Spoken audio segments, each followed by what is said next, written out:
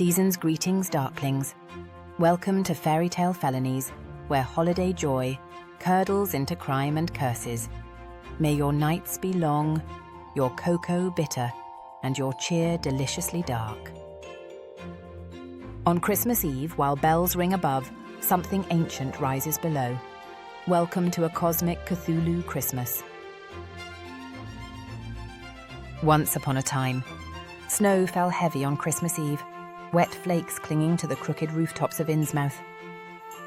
The town square smelled of brine and mildew, as if the Atlantic itself had decided to crawl inland and dump itself on the streets. The Christmas tree leaned like it had arthritis, its ornaments a strange mix. Rusted fishing hooks, seashells that whispered if you pressed them close. And one star at the top that danced and oozed, with tentacles and cosmic lights.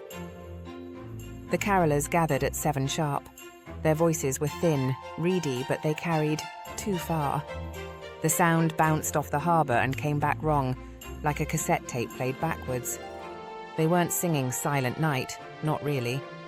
The syllables were older, wetter.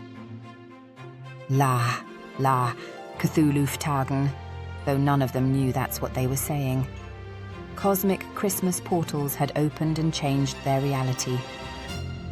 Children clapped mittened hands, elders nodded, eyes glassy, and somewhere deep beneath the waves, something stirred. Up above, Santa Claus was making his rounds. Sleigh bells jingled, reindeer hooves clattered against the night. But the sound was swallowed by something deeper, a bass note that rattled the stars. Rudolph's nose flickered like a dying candle. Ho, ho, ho, Santa muttered, though it came out more like, oh, hell no. From the sea rose a shape too big for the human mind to hold. Tentacles unwrapped themselves like grotesque ribbons. Eyes gleamed like ornaments polished with madness. Cthulhu had awakened, and he was not impressed with Santa's monopoly on holiday cheer. Mayor Zebediah Marsh, who looked like he'd been carved from driftwood and pickled in brine, stepped forward. "If the great old one comes," he said, voice steady as a church bell, "we'll invite him to the gift exchange." Children handed over toys carved from driftwood. Elders presented jars of pickled herring. One brave soul offered a fruitcake, dense enough to break a jaw.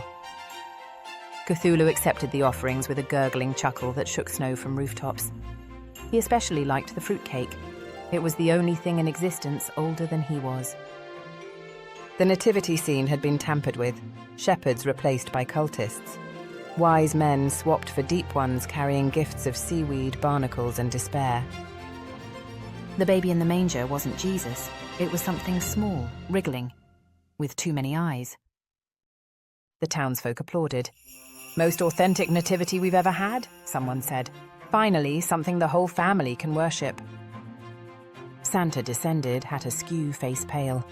"Listen, big guy," he said. "Christmas is my gig. You can't just eat the reindeer." Cthulhu blinked, then swallowed Rudolph whole. The red nose glowed faintly inside his mouth like a lantern in a mine shaft. "Fine," Santa sighed, "but you're on the naughty list." Cthulhu roared with laughter, a sound that cracked the ice caps. "Your list means nothing. I was naughty before lists existed." At midnight, the townsfolk sang again. The carol was haunting, wrong, but it had rhythm. Cthulhu swayed, tentacles tapping like drumsticks. Snow began to fall, not ordinary snow, but flakes shaped like tiny squid.